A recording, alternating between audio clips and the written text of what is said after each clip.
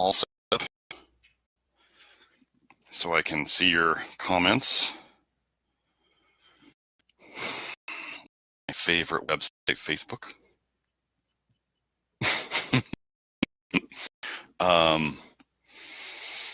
Okay, so link to Alana. I think Alana was the first one to post. Anyway, we'll probably just start with that because it's an important thing that I wanted to go over. I've been mulling in my mind. Where's my groups? No.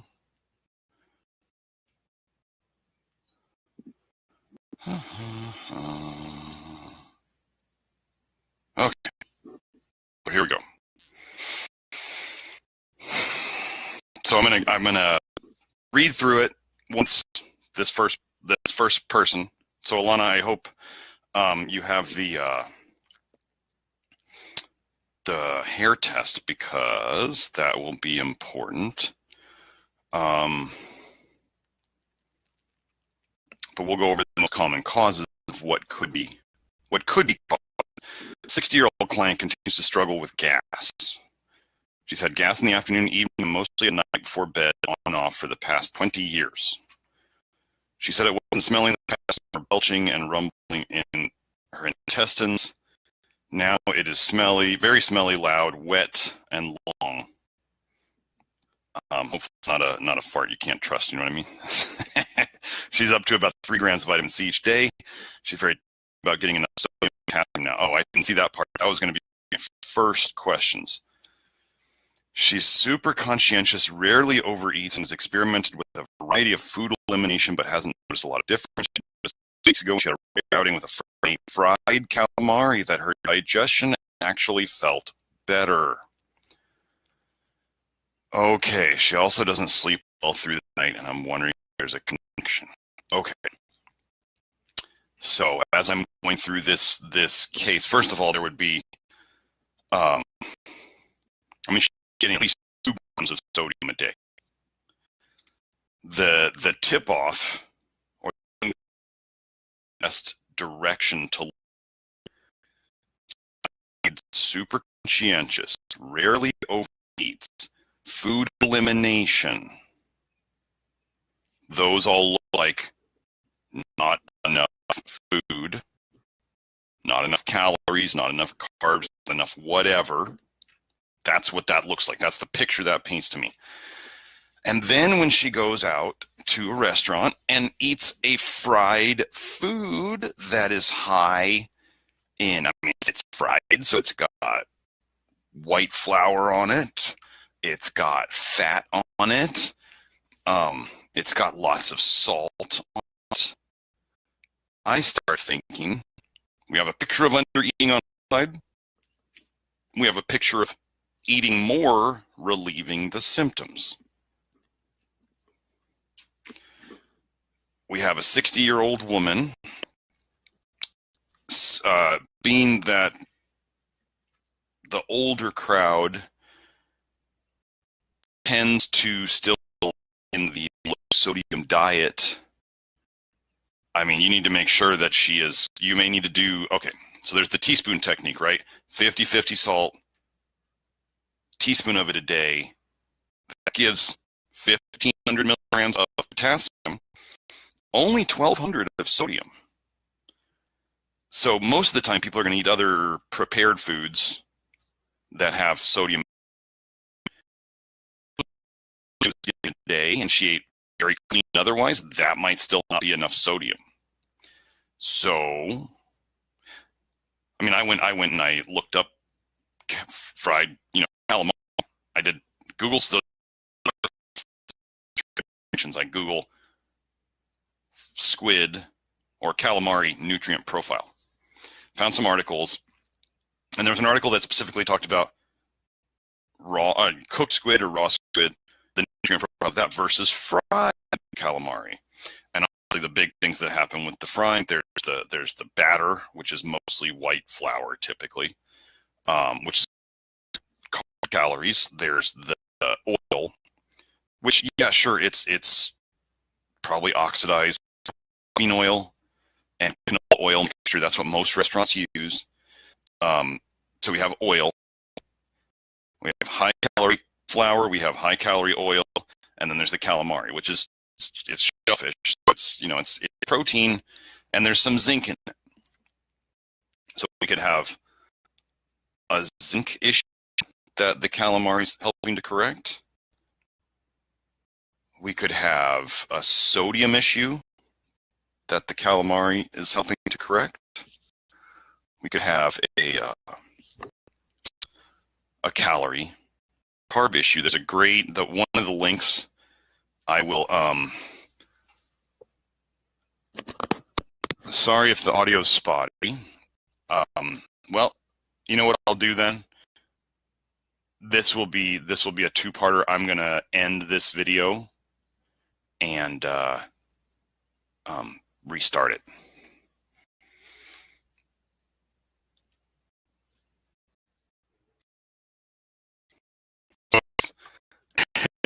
If you want to comment audio, that'd be great.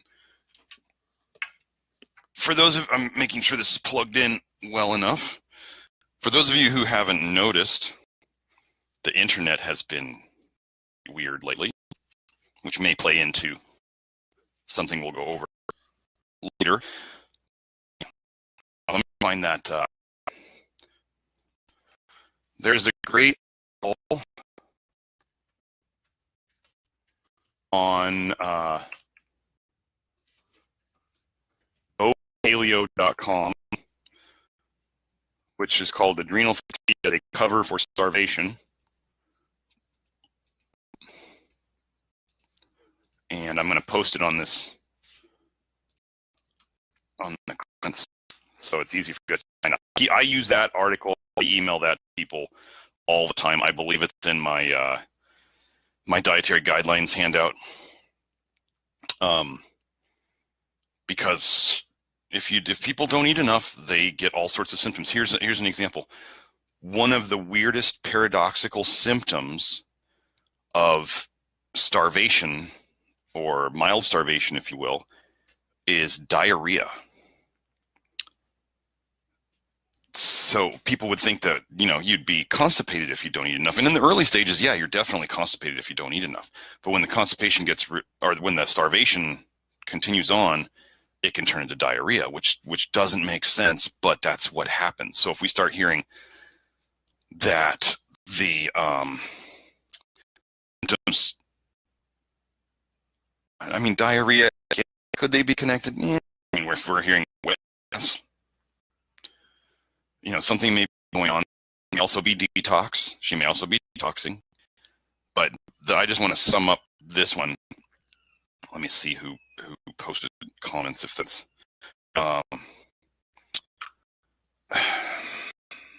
so on this woman, the things I would look for in terms of, I don't know if you guys can hear from the first part that we ended. So this is a two-parter, if you can catch that.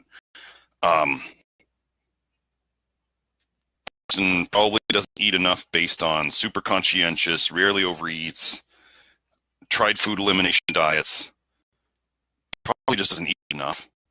And then we have fried calamari helping the situation. So we have a picture of not eating enough. See that link, the adrenal fatigue as a cover for starvation, and compare the symptoms. They're exactly the same. When people don't eat enough, they look like they have adrenal fatigue. And one of the symptoms of starvation that has gone on a long time can be diarrhea. Well, wet, smelly gas could be in that line. That may start, if she starts noticing diarrhea, then you could definitely be not eating enough. And the thing you can try with this person is you say, I want you to hit these certain numbers of macronutrients a day. If she's conscientious on food elimination diets, she probably knows how to count carbs, fat, protein, calories. And you could either find out how much she's actually getting in a day first, or you could say, I want you to hit the numbers and see if the symptoms get better.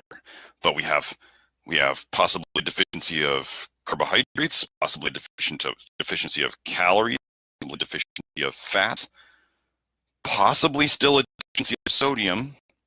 So if she did a teaspoon of regular salt, not 50-50 salt, a teaspoon of regular salt, and she still worked on her potassium, a teaspoon of regular salt is going to be about 500 milligrams of sodium. And if that makes things a lot better, then you know it's a sodium deficiency. One of the things is as we get nutrition better, all, the system is going to speed up.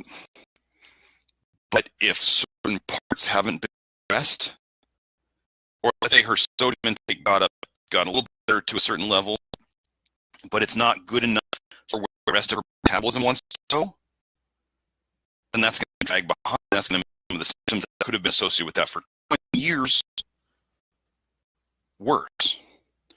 So as the metabolic rate overall, as the health improves, the problematic things that aren't being addressed or barely above the water, barely in the water before, they will start to go underwater because the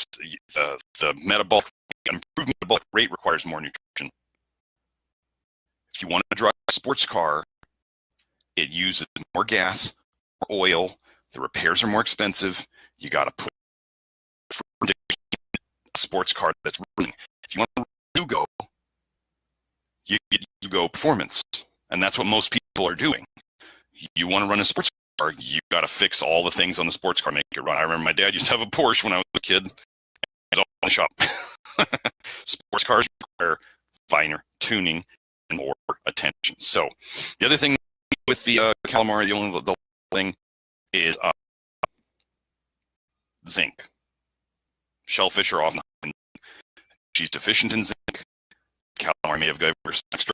If you were looking at her hair test and you weren't sure whether she needed zinc or not, this may be a sign. So when you have an issue like that and somebody eats something and they tell you they think it made it better, then you have to look at you need to question them about each part of that thing that you think could be related to something or the improvement. Look at their diet. Like I said, there's 3 things there that suggest to me she's generally an under-eater. And then she eats something high calorie and she feels better. So you want to look at those things and fix that. So I think I covered just about everything I could on that one. So then we have, do I believe in retracing effect? Yes. I believe I put that in my notes somewhere, but I will post the retracing link that I like and that I send my clients.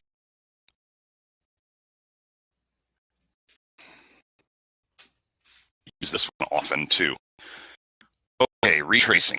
And you were talking about how when you were younger you had some disease issues. And you're experiencing it again. Okay, so what are the key indicators of a retracing event? How do we recognize it? And you can warn people about this, especially if they've been in the health field, they've been working on their alternative health ideas for a while, and about the concept of detox and that stuff. Then you can tell them early. You have an anxious person, you may not want to forewarn them. Again, client management. You don't give everybody everything at the start because some people will just be like, I don't want retracing. I don't want to go through that again. And so then they don't want the program because they're afraid of doing the thing they would have if they want to get better. People getting better is not just, you don't just get better. It's not a linear process. It's like 2 steps better, 1 step, you have a retracing or a detox, then 2 steps better, then step back for a retracing or detox, then 2 steps better. But if you see the line is up, that's key. If people are not, people who just do these detoxes or cleanses, they feel a little better and then they go back to where they were. Maybe even a little worse, and then they get a little better because they do another one of these stupid cleanses and then come back to where they were or a little worse. And they're constantly getting worse, but the only time they feel better is when they do a detox or cleanse. That's the wrong approach, and that's what most people are doing. They feel bad if they take the inflammatory foods out of their diet. That's probably mainly it. They're taking out the things that are aggravating their system. They're also under-eating and under-nutritioning, so their system overall is getting worse. Fasting on a weak system is dumb. The system needs nutrition, it doesn't need less of everything. Yes, it will clean up the garbage, but it's trying to use, it would like to use tools like minerals and vitamins to clean up that are not there. So it'd be like you trying to clean the floors in your kitchen without a broom, and you're down there on your hands and knees with a paper towel, like scooping it along. Okay, it takes forever. It sucks. You want the right tool to do the right job, and if you have the right tool, all of a sudden you get one of those wide brooms, just like, oh, it takes like 3 sweeps to do the whole kitchen. That's what we want. That's nutrition. So, retracing real happens all the time. My first retracing was I retraced athlete's foot symptoms for a day or two. On 1 week it was 1 foot, and then the next week it was the other foot. And then I remembered that when I was 18, I had athlete's foot twice. Caught it both times at basketball camp here in Tucson. Learned that I should wear flip-flops in the shower after that. Anyway, but it came back and it went.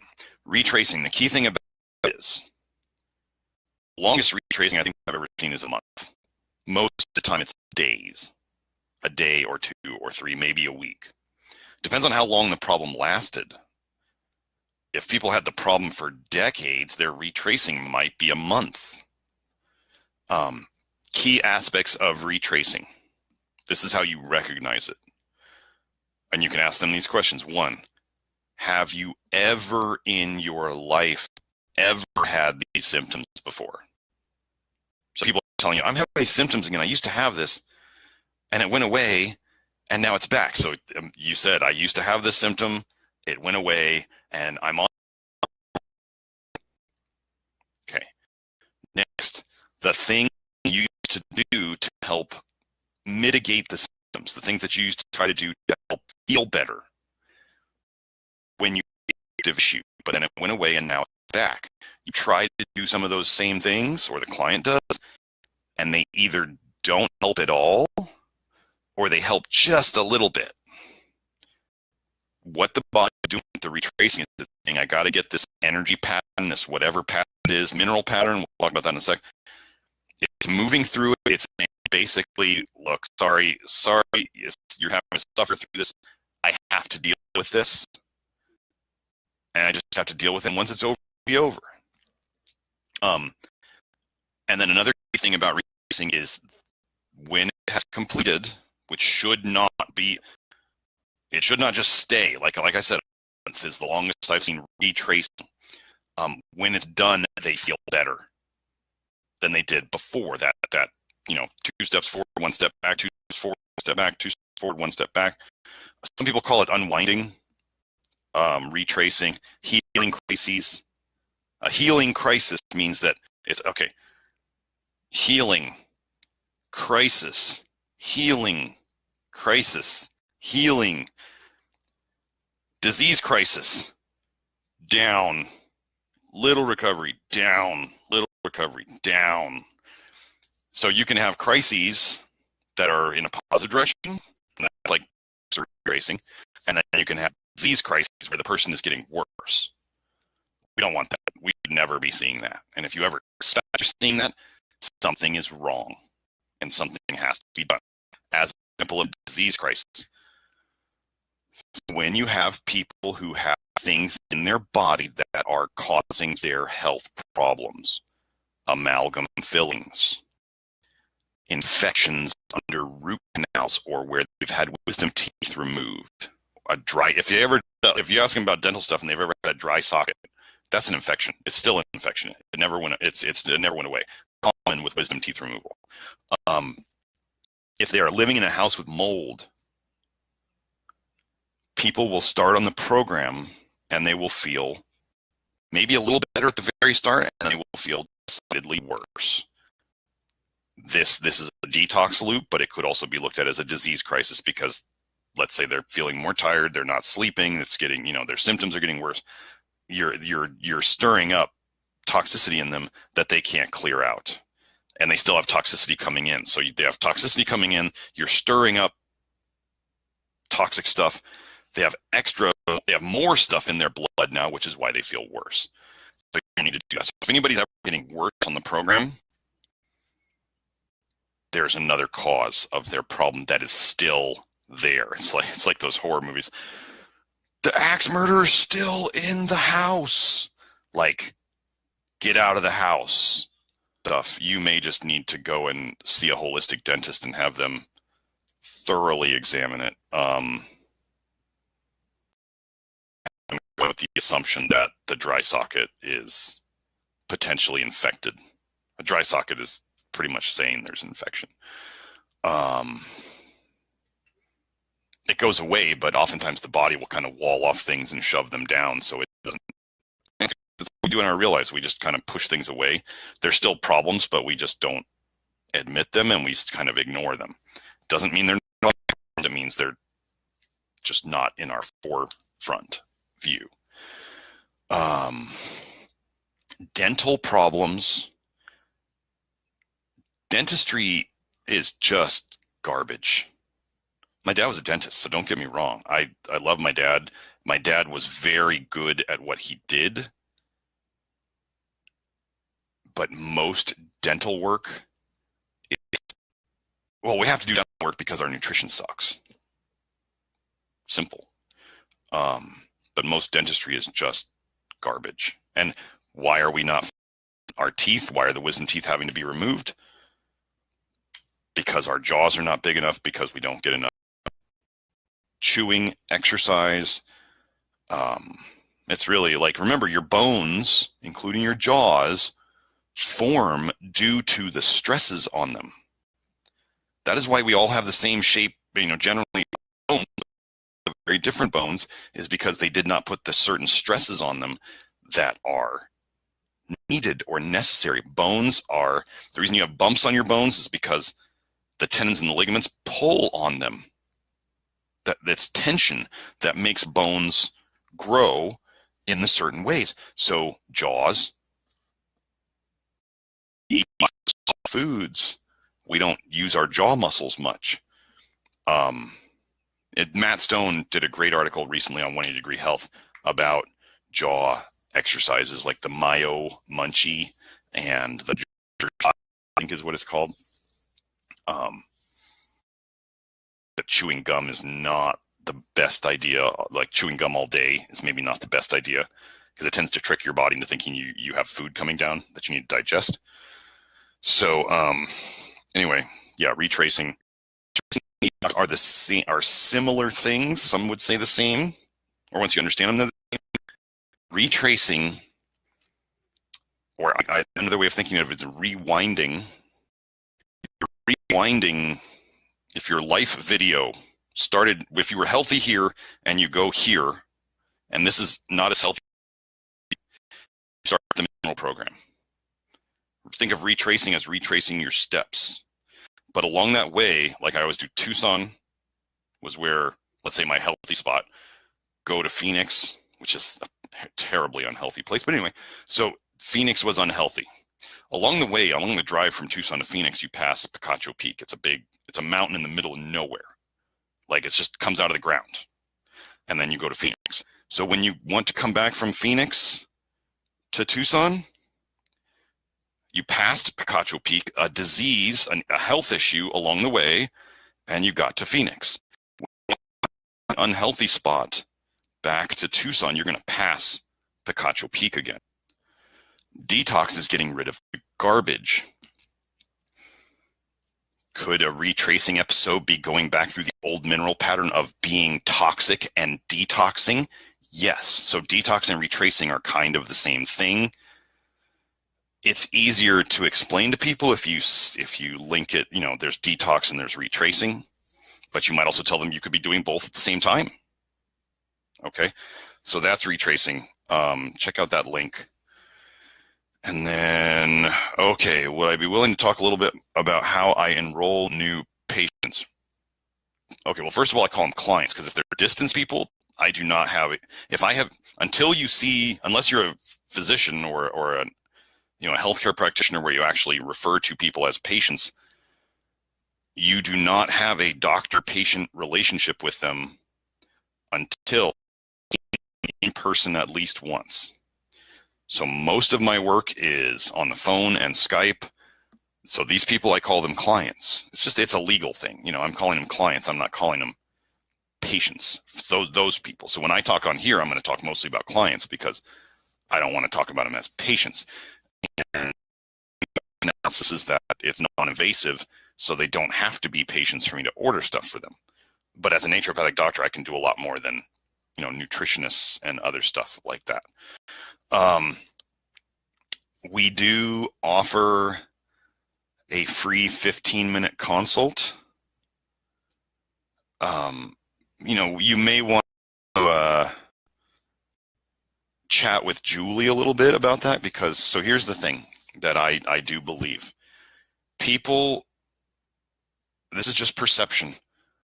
If people call your office and they get you, the practitioner, most people when they call doctors' offices or practitioners' offices, they tend to think it's a bigger operation or it's more legit if somebody else answers the phone other than the practitioner.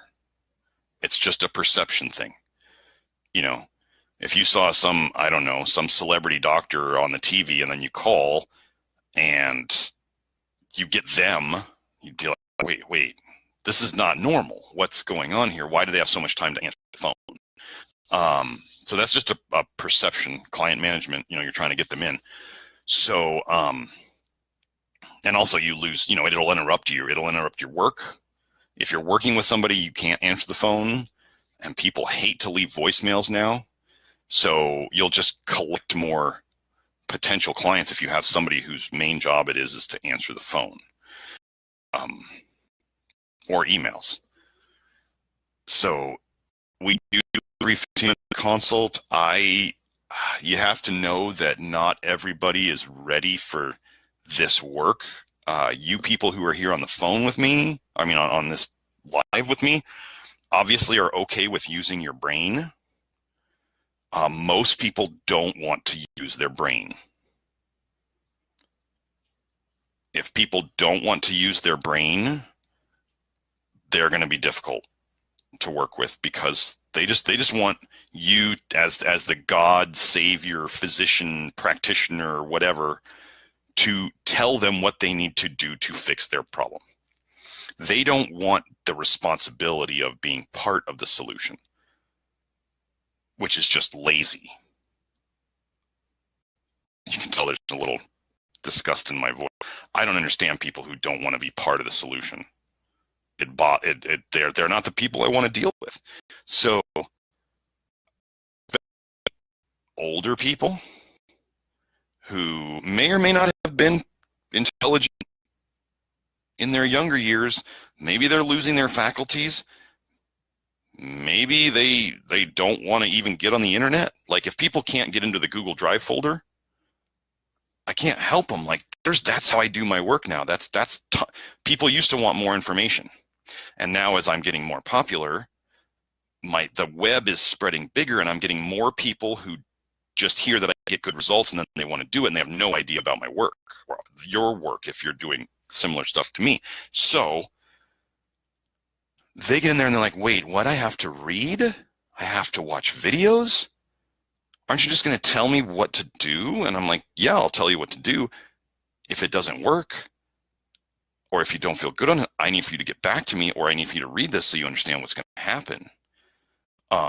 Some people don't understand that the concepts of detox or retracing because they're used to just getting a pill from the doctor that makes their symptoms less. May give them side effects, probably will give them side effects, but people who want a magic pill you don't want to work with. I might talk to them on the 15-minute phone call and kind of get a quick overview of their symptoms, because you do a 15-minute free consult, free, it's not a consult, free phone call. And some people will want to take 15 minutes to tell you their whole damn life story. And then you get to the end, then all you can really say is, yeah, I think hair mineral analysis and a bit of blood work, that's what I'd look at. I might, while they're on the phone, I might find some studies while they're running. I might be looking up things that I connect studies or articles and put some of those into an email and send that to them, or have Julie send it to them, because I don't want too many people, or people who don't deserve my email to have it. I protect my email address because I just don't have time for people to send me emails like, what do you think of this blog? No. Time is too valuable for that.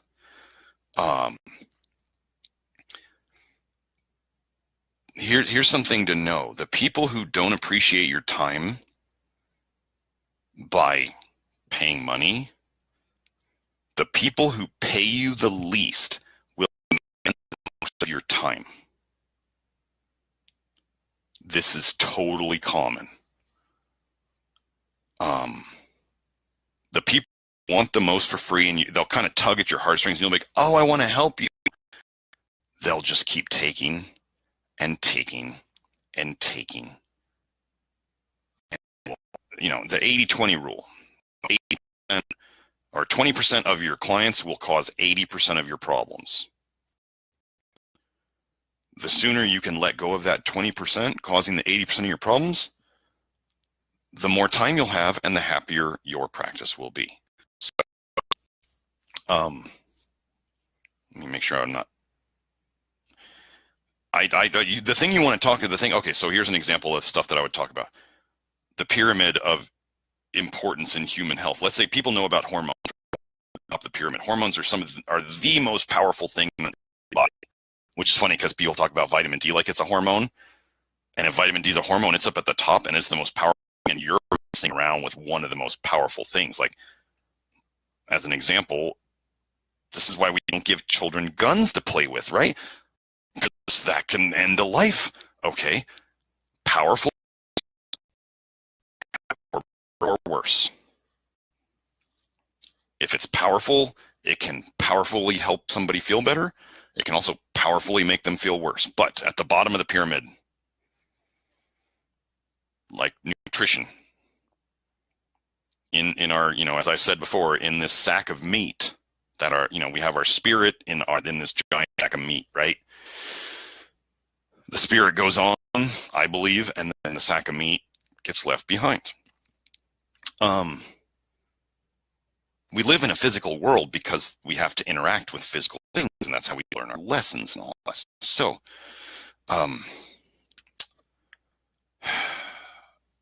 nutrition is what we're made of. If nutrition, then we have problems. If excesses of things like calcium, copper, iron, those are going to cause problems. If we have deficiencies of magnesium, potassium, zinc, selenium, boron, these things are going to cause problems. As an example, there was a study on boron, important to pursue, and what's not. And that requires intelligence and acting like an adult, not acting like a child. So this is kind of harsh stuff. This is like, grow up, folks. Like, you want to get better. And I'm this is for me too. There's things that I have to make choices about where I might be, we all pick our poisons. I might be picking poisons that are not very good for me. Other people are picking poisons that aren't very good for them. I'm not going to pick the poison of not admitting, like, I quit alcohol in my life because it didn't do me any benefit. And it definitely causes detrimental things. So I don't do it. So yeah. So in terms of marketing, phone, how to get people on the program, you got to not beg or like feel like you're trying to beg them to be on the program by just being. I don't. So the people who are looking for you and coming to you shouldn't need that much selling. But if you just tell them, try the drugs before, you've tried these other things, maybe physical things like acupuncture, and you haven't gotten to where you're going. Here's some research that shows that let's just say PCOS, that's one of the things we're going to cover. Your PCOS could be linked to iron problems. It could be linked to copper problems, your history of birth control pills. It could be linked to calcium, which, oh, you have a history of taking vitamin D supplements in high doses. I had a kid the other day, a mom talking to me about her son, 6 years old, 18 kilos, so about 40 pounds, 6 years old. About the size. They gave him 5,000 units of vitamin D a day. And now this kid has major potassium problems. That he's got potassium problems that are imbalancing his sodium, and magnesium makes him hyper. 5,000 units a day.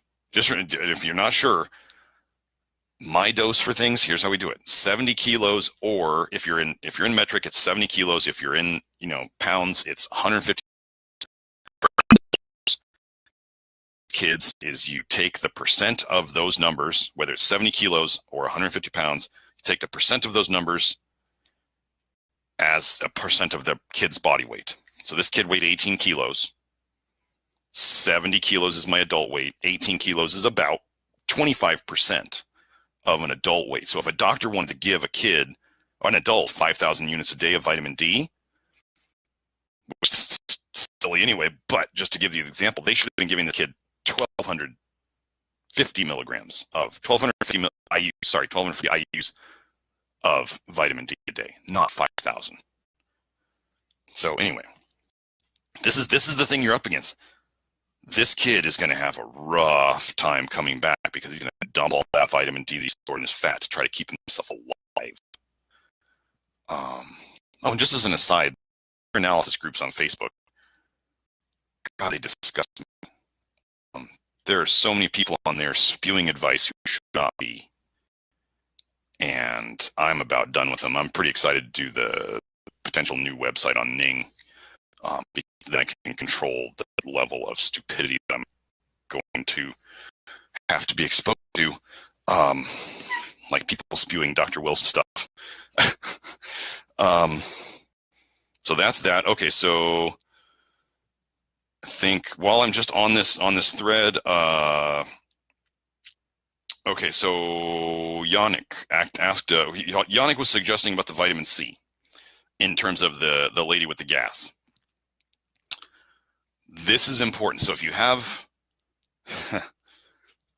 lazy people, and I mean that just as the definition, not willing to do what it takes. So, I mean, people take lazy as being, there's things I'm lazy in. There's things everybody's lazy in. If you have people who are lazy in terms of, like, let's say they do powders. Oh, I don't like the taste, and I don't like mixing them, and I don't. Okay, they're stuck with ascorbic acid basically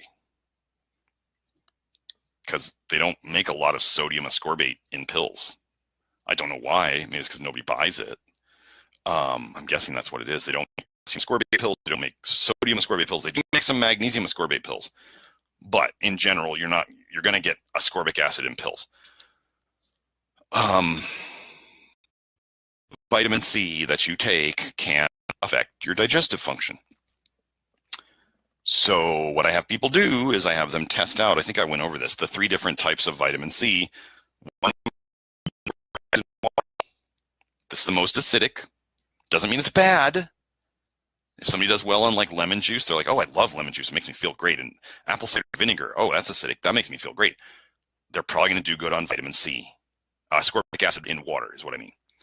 Then on the other side, the most buffered one would either be straight sodium ascorbate or one ratio of ascorbic acid to baking soda. 2 parts ascorbic acid, 2 parts baking soda. This is the most buffered. This does not taste good or feel good to me, so I don't do it. The middle one, kind of halfway between them, would either be a 4 parts ascorbic acid to a 1 part baking soda mixture, which would make about half ascorbic acid, half sodium ascorbate. Can you use different bicarbs? You can use potassium bicarbonate and make a potassium ascorbate half and half mixture, or all potassium ascorbate, or you could just get potassium ascorbate. Or the other thing that you can do with this middle one is do halves or equal parts sodium ascorbate and ascorbic acid. Okay, so you have them try the 3 different vitamin C, from acidic to middle of the road to most buffered. It doesn't mean it's alkaline, it's pretty neutral, but at least it's not acidic for those people who need it. I'm doing the straight ascorbic acid now because I've realized over time that I feel best on that. And I think for me, if I do some of the buffered ones, it kind of neutralizes some of my stomach acid, or at least it doesn't help contribute to it. And so I feel like I don't digest as well with the buffered ones. So I'm just doing, I feel better with it. So this, again, people have to put some effort in to testing out to see what their body does better. So it could absolutely, changing the vitamin C, I mean, she's only up to 3 grams. And if 3 grams of vitamin C is causing her gut problems, she's either got possibly iron overload in her gut and the vitamin C is detoxing it, or the vitamin C that she's taking is not agreeing with her. So she should try a different preparation of it. So that was a good suggestion, Yannick. He says his girlfriend had the opposite problem. So one of them did the more acidic one of them did the more buffered one, and they figured out their digestive issue. The perfect example. So, so look to that. We're going to go to Kathy's questions. Okay.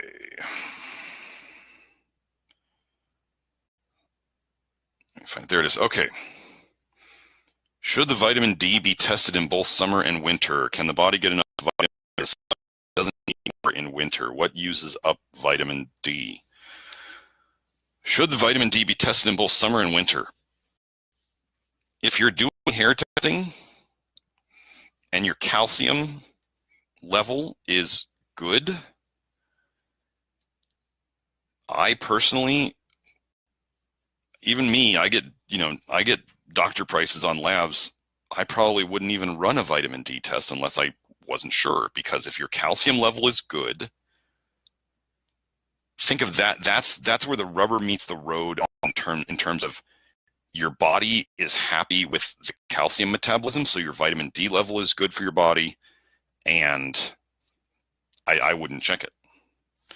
And also because obviously the research hasn't figured out. The research is starting to figure out that vitamin D supplements don't do the same thing as sun plus nutrients in your body helping you to make vitamin D. So run an iron panel, but it's kind of a pricey test. I mean, most hormone tests are expensive. It seems that the tests like hormones, vitamin D, that's cost more than like simple CBCs and stuff like that. But if you wanted to get a handle on it and you're willing to spend the money, then yeah, do one in the summer, do one in the winter. But as I do the hair test and I look at the calcium, because what I know is if somebody has low calcium, they are either not making enough vitamin D because of a lack of sunlight or a lack of the 7 nutrients, or both. Or if somebody who tells me they feel better on calcium and they had low calcium on their hair test and they were like, I'm doing the sunlight, I'm doing the 7 nutrients, and their calcium was still low. Well, if their calcium was still low, they were doing the sunlight or the UVB and the 7 nutrients, I would look at 2 things. Are they on too much vitamin A for them? Some long term, this is the art of hair analysis. Long term, once you get the calcium either up or down, most of the time it's bringing it down, you have to figure out what the right dose of supplemental vitamin A is for that person to keep their calcium good. You give them way too much vitamin A, for them, it's going to drive it down. You don't give them enough vitamin A, like me. As an example, if I don't take 10,000 units of vitamin A a day on average, my calcium will slowly rise. It just happens to my wife, happens to my wife's mom. My wife's mom has a tendency towards kidney stones. I got her calcium perfect when she did the program. She passed a kidney stone. on her, on her own. She wasn't happy about it. She wasn't happy about it because it felt bad, but she only has one kidney. So getting kidney stone out of one kidney is a very big deal, like for her survival. Anyway, she didn't like it. I just had another person pass a kidney stone within a month of being on the program. The program didn't make the kidney stone. The program passed the kidney stone. It dissolved it and it broke off and then it passed it. So, so if I don't get 10,000 units of vitamin A a day, my calcium slowly rises. Some people, 10,000 units a week, it will still drive down their calcium too low. So you have to figure out the right dose of vitamin A for a person, but that takes a couple hair tests usually. Once you get their calcium good, and you figure it out how much they need, and you may be taking out vitamin A, it may be bumping it up, but usually long term, what I found is most people, if they get 10,000 units a day on average long term, they're not going to. I'm not saying this is for everybody. This is total. 10,000 units a day long term is the most people you need to maintain good calcium in terms of not having the calcium creep up over and over. Then vitamin D in the summer that it doesn't need more in the winter. Okay. You got to think of skin color, skin tone plays a huge role here. Dark-skinned people, African heritage, they need more sun all year round, right? If you live on the equator, you get sun all year round. That's why their skin is colored the way it is. If you have who are living, up by the Arctic Circle-ish, and they have, 4 months of darkness, 6 months of darkness a year, they also have a lot of alcoholism in the winter months because they don't have light. And I would bet there's more health issues in the winter.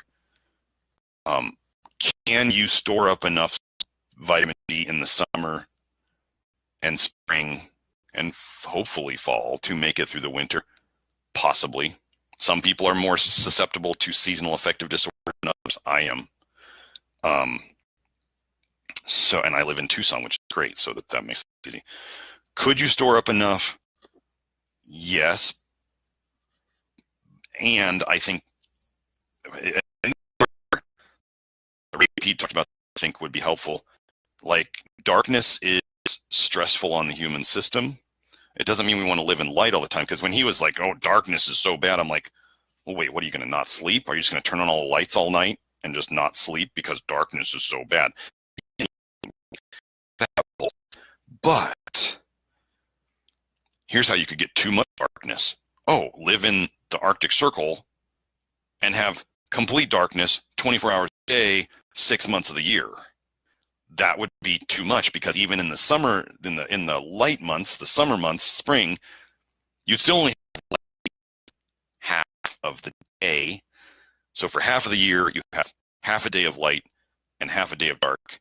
And then the other half of the year, you have all dark. So do you see that's like 3/4 dark? There's only a quarter light and 3/4 dark. But let's say the people on the equator, they have bright sunlight 16 hours a day all year round. Well, that's 2/3 light. Do you see what I mean? So that's a lot of light. So their skin had to adapt, or if you know other theories, be designed to block out a lot of that. So can you store up enough? I mean, I believe that this is why vitamin D is a fat-soluble nutrient, and this is one of the reasons why the body is able to shove it into the fat tissues. To store it is, yes, for the dark months. So is that possible? Yes. And if you look at that hypercalcemia and metastatic calcification, the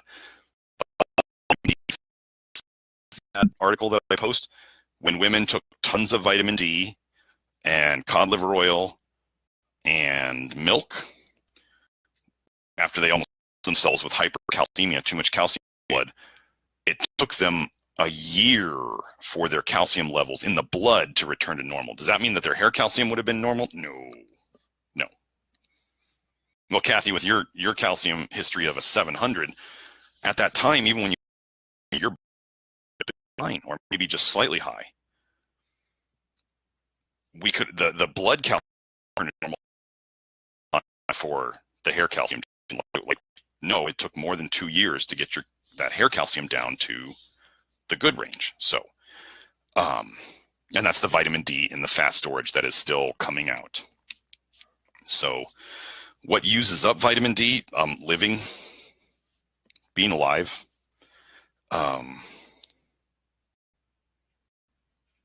It's more of not having the things you need to make it rather than concerning yourself about using it up. Obviously, if somebody had a ton of vitamin D stored in their fat and then they start losing a bunch of body fat, they're going to be dumping that vitamin D out of their fat and they'll be losing it. But it's nothing that is, the extra body fat is not something that actually went with heavier. As people get fatter, their vitamin D levels go down. And as those same people who are overweight lose body fat, their vitamin D levels go up. So, yeah, I wouldn't worry about things that quote unquote use up vitamin D. It's more of a matter of keeping your body producing it. Not having any meal that's meatless without feeling bad. You're having meat at each meal.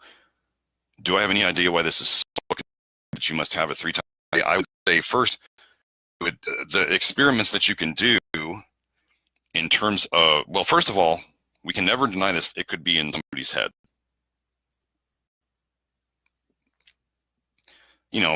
People who think they understand placebo, like no, it is impossible for someone to say, well, my effect is not placebo. That overthink things way too much to be immune to placebo. So it could just be something your body's gotten used to, or something your mind has gotten used to. We can never deny that. And people who deny the placebo effect or the effect that their mind has on their health, those are the people we don't get very far with. So we always have to keep that as a possibility. Next, unless we look at the total protein content of the diet, and unless you have tried meals that are similar in so if, let's say, you had you have 3 ounces of meat at a meal,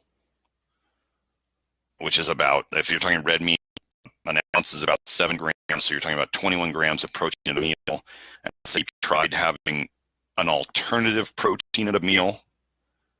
Let's say you try to have some beans or something, but the beans only give you 10 grams of protein, which would still be a fair amount of beans. Then the protein, you're not apples. Or if you say, I had a protein shake, but protein shakes just pass right through you. So it might be the same amount of protein, but it's not a protein broken down slowly. So it could just be the simple amount of protein, because it takes a lot of plant foods or nuts or seeds or whatever to get the same amount of protein density as meat. It could be an iron metabolism thing. Your system may be less efficient at getting iron out of meat, and so you just need more of it. It could be blood sugar instability that helps blood sugar from to be released slower, which helps you, because it could be the cause, because if you have trouble maintaining blood sugar stability, people may need the protein and fat to maintain that blood sugar stability. It could also be other nutrient issues that are going on. Trying to think of other things, but it could be the fat, could be the protein, could be either one.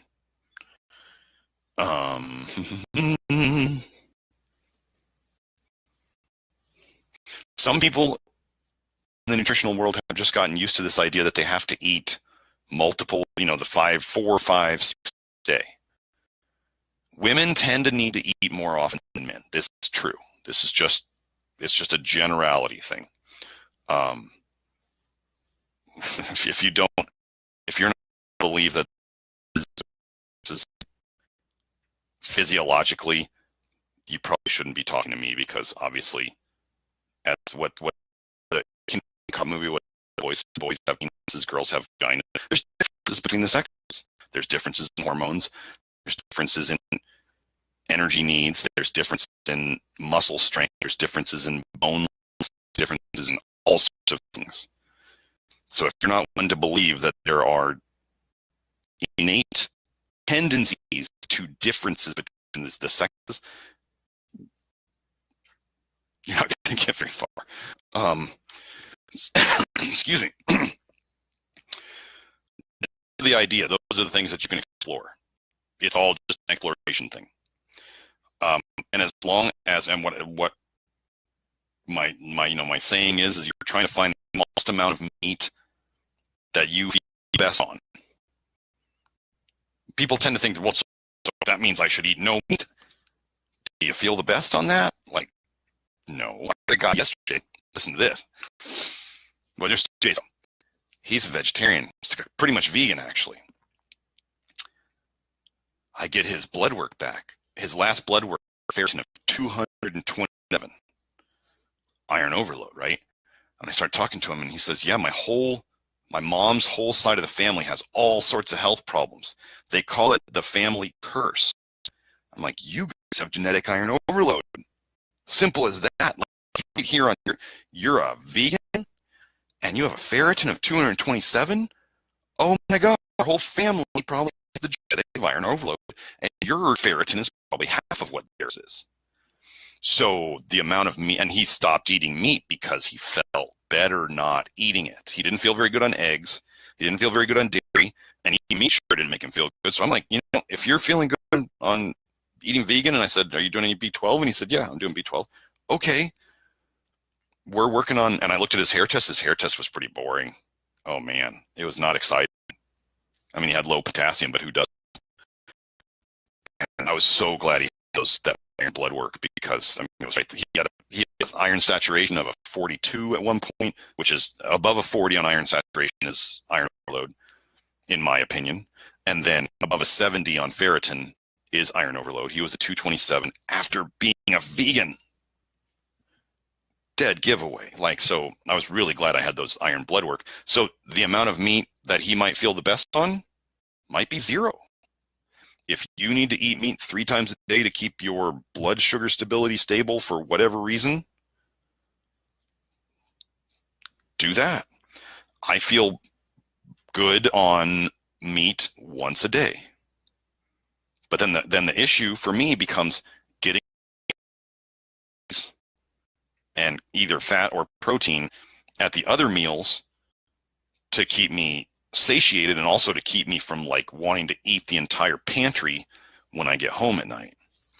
So, and eating too many chips, which is something that I have everybody's got their weakness, right?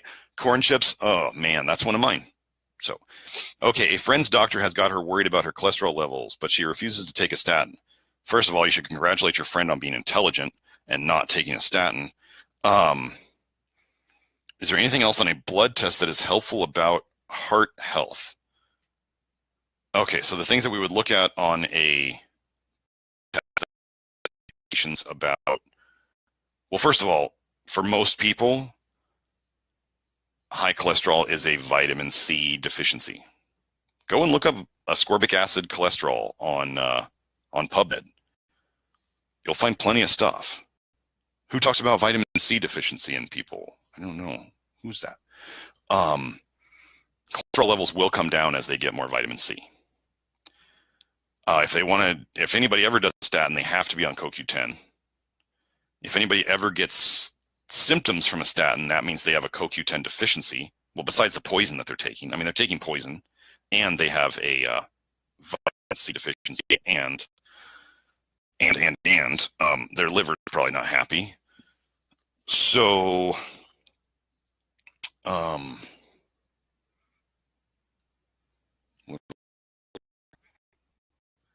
On a hair test, high calcium, remember high calcium is a problem in itself.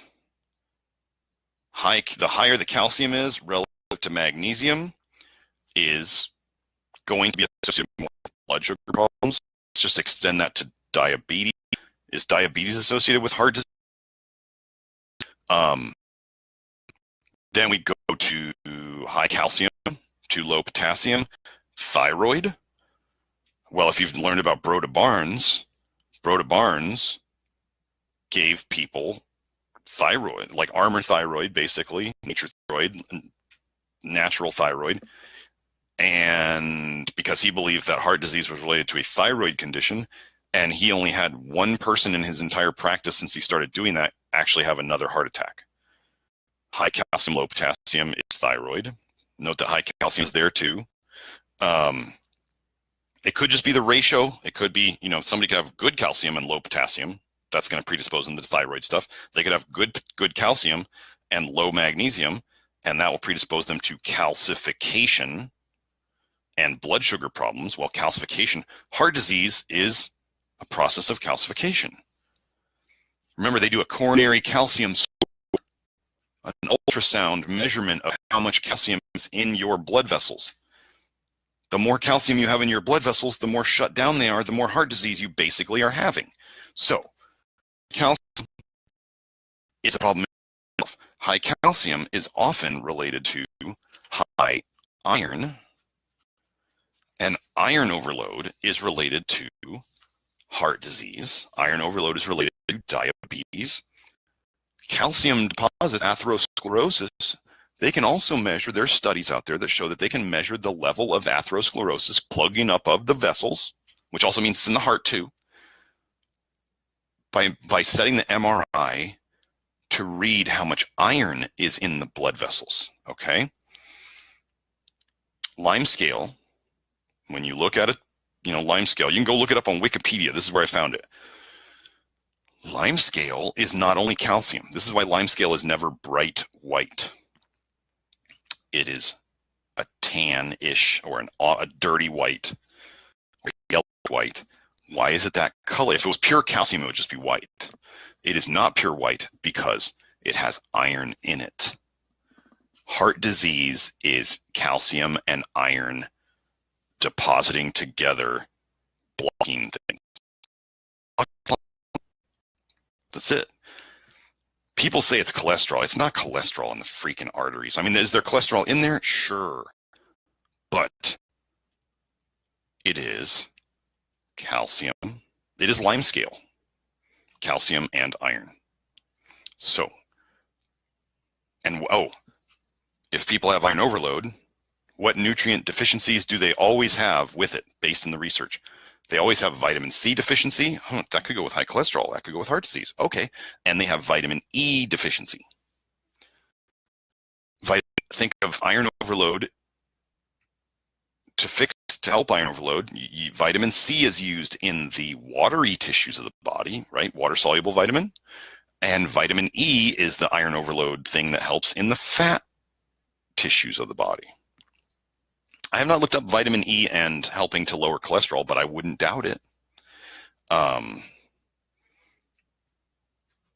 So those are the things I would be working on. I would be looking for high calcium or correcting their calcium.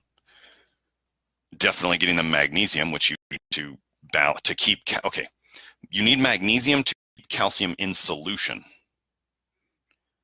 You need vitamin C and vitamin E to keep iron in solution. So if you've ever seen those puddles or like water iron and it turns orangish or reddish and you can see that it's like covering stuff, like rust in the water is covering stuff, that is called ferric oxide. That is basically rust in the water. It's iron precipitating, crystallizing out of the water.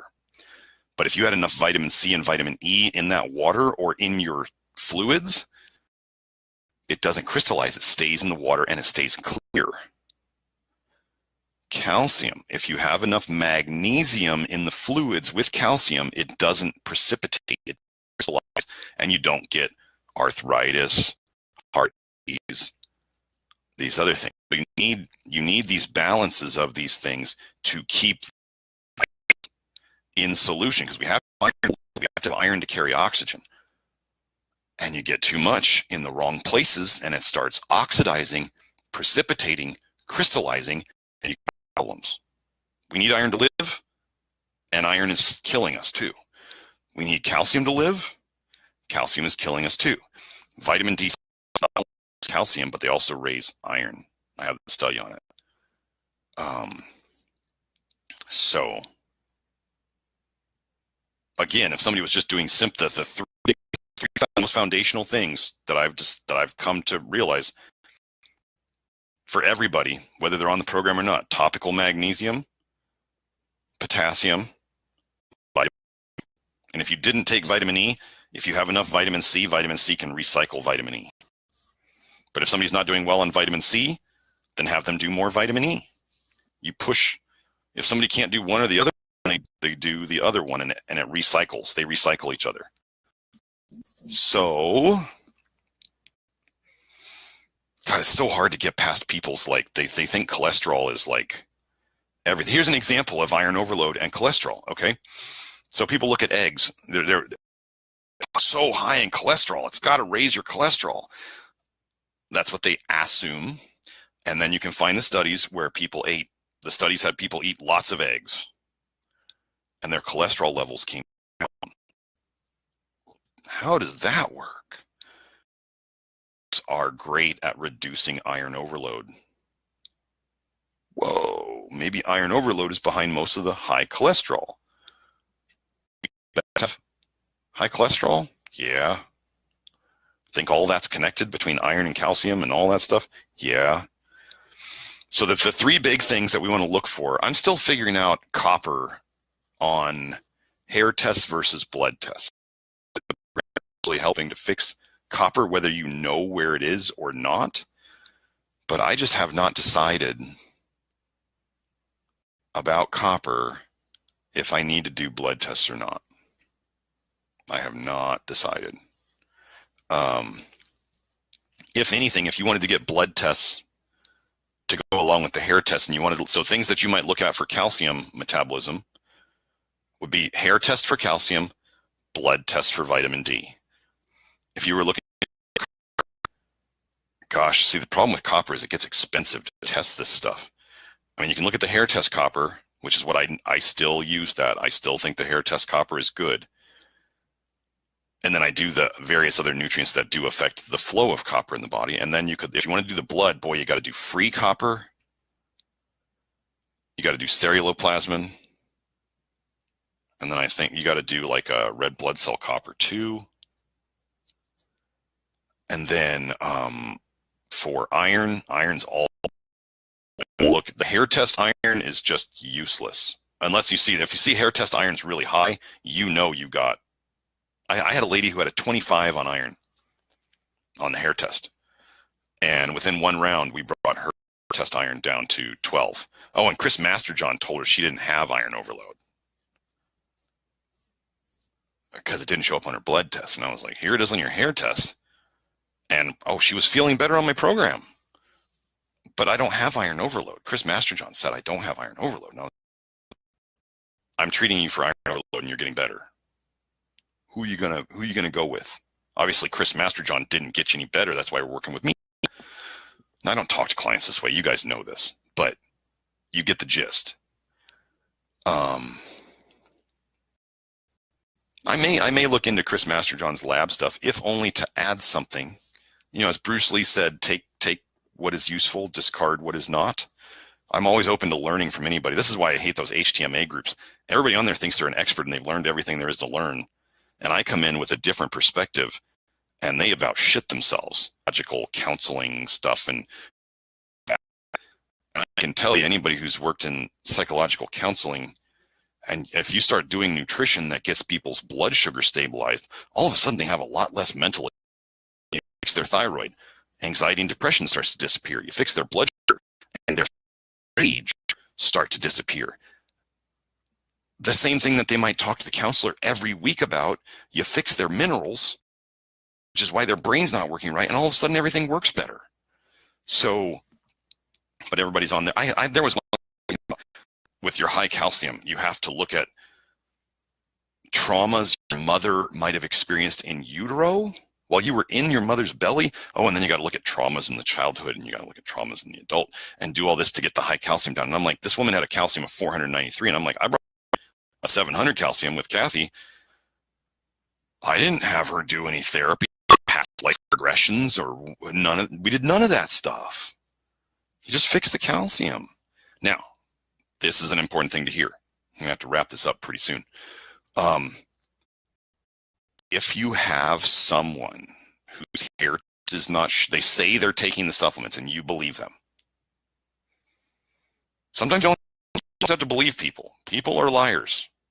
People are dishonest. People want to please, and so they'll tell you what they think you want to hear, and they might not be doing that at all for whatever reason. But if you assume that they are taking everything and stuff is not changing, if their calcium is not changing, they probably have a hidden iron problem. That only shows up on the blood. If their iron stuff is not changing, they may have a calcium problem that's not being dealt with. Let's say they're taking vitamin D without telling you because their doctor said to. I have a woman who continues to take vitamin D. She sees Julie. Julie does some laser on her.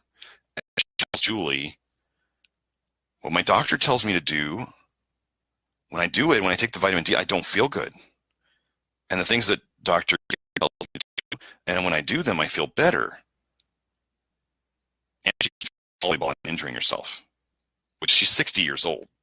You don't get to play sports like volleyball at 60 years old and not get injured all the time, especially when you have high calcium like she does. Anyway, she still does what her doctor tells her to do and my stuff. And I'm like, too many cooks in the soup. I had somebody who was like the kid with who took all that vitamin D. The mom was getting advice from like 3 different hair test practitioners. And one of them is the loony Rick Malter cult. I think I sorted out this kid's problems in about half an hour because he had a magnesium deficiency and a sodium deficiency and potassium deficiency. But if he didn't get them in at the same time, he would have issues.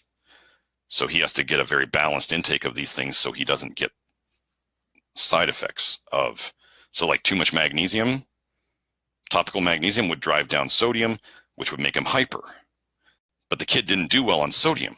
Oh, but the mom tells me when he eats chips, which is, British or what, other European associated lingo for, when he eats French fries that are salted, he's fine with sodium.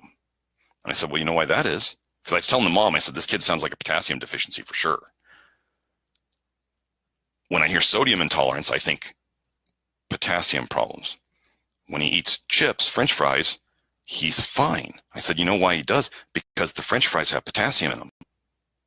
So he can take sodium because they're coming in together. Why does he get hyper after a magnesium bath? Because in the tissues, what I said is when he does magnesium, or when she told me when he does magnesium, he gets hyper. When you have a sodium deficiency, you have adrenaline and cortisol spike. That would make somebody hyper, right? Stress hormones. So I said he needs to have these all together. And the mom asked me, could I put some sodium in his bath? I was like, sure, that might work. Or you could just, whenever you're going to give him sodium, you make sure he's getting potassium. Oh, wait, what is that? The 50-50 salt. Oh. And I told her, if you even want to tweak the 50-50 salt, most people will tend towards with the 50-50 salt. If they don't feel good on the 50-50 salt, they'll want more sodium. But I was telling this mom, I said, this is the kid who took 5,000 units of vitamin D a day at 40-pound body weight. Can you imagine the potassium deficiency this kid has? So I said, more potassium in the mix than sodium. He might be 25% sodium, 75% potassium. And you tweak it for him. And the mom's like, I have similar symptoms. You do the same thing. What feels good to you will probably feel good to him, because if you guys are that close in your metabolics, try the same things that work well for you, because it's hard to get a 6-year-old to give good feedback. So if the mom knows what works for her, it'll probably work for the kid. Okay. Wow, I think I covered a lot of stuff today.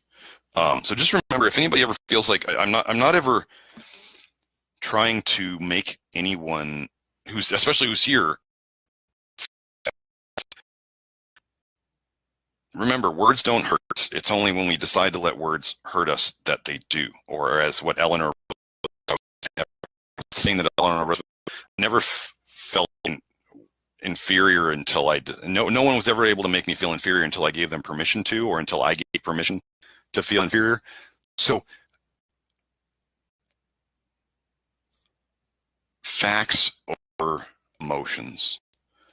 We're going by the facts. And so if people have not looked at certain things, or they refuse to look at certain things, or they deny certain things, and we bring them up and they don't like that, you don't look at things that jumble up your emotions, it's probably where you need to look deeper. So if anything I'm ever saying is you're like, it feels like, it's like, I don't know, it's sodium deficiency or vitamin C or whatever, and it feels like, oh my gosh, that hurts, that can't be it. Look at that, because that's the thing you need to look at, or the mirror, the mirroring. If you look at mirroring, the actions that we see in other people is probably reflecting something that we already do, or that we know just how bad that is because we do it. So the things that get riled up, those are the things we got to look at the most. That is where the gold is. So don't hesitate to look at those things. If you don't look at them, remember the definition of insanity is doing the same thing. So if you're not looking at the things, if you avoid looking at certain things, that's where the magic is. That's the stuff that, or as they say, you find things in the last place you look. So if people continue to not look in these places, that's probably where they find the answer. I try to do that with my hair analysis stuff, with my research. I look places. I try not to say never. It can't be that. But I'm going to look in the more common things first, and I might be open to that. As they say, one of my favorite sayings is anything can cause anything. So if you're not open to looking at anything, then there will definitely be things that you can't figure out. And there's so much to look at that you may not figure out everybody's problem. And that's okay. People need to lock to fix their problems. And that might not be me. That might not be you. That might not be anybody. It might just be a lesson that they have to learn in their life. And they just keep looking for the answers. But if we don't look in the places that scare us, or that we don't want to look in, we're not going to find the answer. And so again, I'm not a counselor, and I don't go over most of this stuff with people on the phone because I'm an introvert. And this is why I do these calls where it's like one way, because as an introvert, I don't need other energy coming in, because then I can't think, or I just shut down and I go, okay, you tell me everything you want. I'll just process it, and later I'll look at it. So anyway, just know the things you have dismissed offhand as that can't be the answer could very well be the exact answer. Just like this mom with the sodium. Kid feels bad when he eats sodium. If he eats too much sodium, he doesn't feel good. Well, but when he has sodium with potassium, he feels good. This is exactly like the calamari lady. It's like, oh, I'm totally not under eating. I'm totally not. I don't want to get fat. I don't want to overeat. But it's the cause of her gas. And when and the very sign, she eats a high calorie, salt density food and she feels better. That's the arrow. You got to follow that right in. And you have to show them, hey, try going out for dinner again and you like, and see if you feel better. And then you just got to, you hammer them on the head with this. This is the solution. And generally when we eat, we normally do at home. So if people don't want to look at that, they're not going to get better. So just always think this. I had the lady on the phone with that kid. I was like, as soon as she'd say something, I'd say, well, does that make him better? Does that make him worse? Does that make him better? Does that make him worse? The evidence is all right there. You just have to pull it out. Or it's usually there. If you have observant people, if you have people who are just totally numb and attention to body and they don't want to think about it and they just want to be spoon-fed the answers, first of all, they're not going to get better. So you may get terribly frustrated with them. You may hit a home run and find out exactly their thing. That's possible. Unlikely, but possible. Never say never. But that's it. I think that's everything. So Renee, I would go about that. Wisdom tooth extractions, dry sockets, I would go have, especially if you have symptoms. I had a tooth extracted. And when I finally in this, she had chronic health problems and she was getting worse on my program. Oh. I said, well, sometimes I had this wisdom tooth extracted and sometimes I still get pain there for a little bit. It'll hurt for a little while. And sometimes I can taste blood. And I'm like, how long ago was the surgery? Oh, 20 years ago. Sometimes it hurts and sometimes you taste blood. You have an infection there. But my holistic dentist says I don't have a problem. You have pain and you are bleeding on occasion. You have a problem there. You need to find somebody who's going to do something. If you don't have pain, but you know there's a problem there, or if you want to get it checked out, find somebody who will check it out. Your mouth is like bacteria central. Think of how much food you expose to it. It's just marinating in saliva all day. There's just bacteria everywhere. The mouth is an entryway to everything in your body. That, and it also, because of the fascia that go inside, your mouth connects directly to your heart via the fascia. Heart disease, dental problems. Got to get the mouth fixed. Wisdom teeth extractions, especially if there's ever been a dry socket. Mercury fillings. Implants could cause problems. I had a lady, she had 13 implants put in her mouth. And I said, it could be the titanium implants. You know, those are metal. That means they can carry electricity.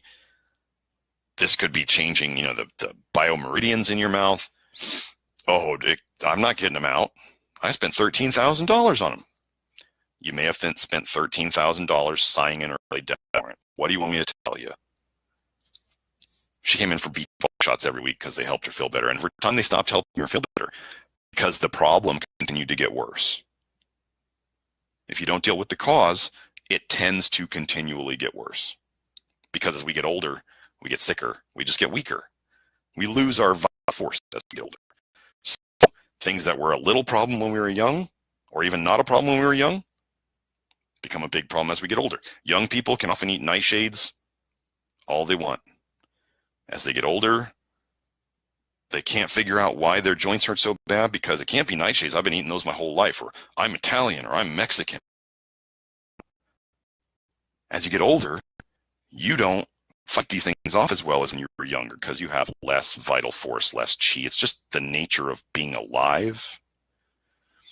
I mean, we don't have to feel like shit when we're old, but you're also never going to feel like you're 18 again. It's just life. So, yeah. So I think that's it. I think I've ranted. Got valuable stuff out of it. Things to experiment with on yourself or on your clients or patients. And I will talk to you later. I put the links on on this one. Remember, there's the first one, which was only like, I don't know, 5 minutes maybe. And then I have the links on this one. So have a great week. When I move to the ning.com, I will let you guys know. And we'll figure out how to do these videos there. It's not hard. Do it like YouTube and do like a private live stream or d.tube. I haven't figured that out yet. But we will do it. Or we might even do a conference call. Because I mean, you don't need to see me to have a visual. I'm not that much to look at. So we will figure it out. This place is poison. And I hope the algorithms hear me say that, because Facebook is not long for this. It's going to be wonderful. Note that Zuckerberg's in Congress testifying the last 2 days. And the NSA has everything that's ever gone on Facebook, which will be quite fun to see come out in court. Anyway, Facebook. Hi, everybody. Bye, everybody. I'll talk to you later.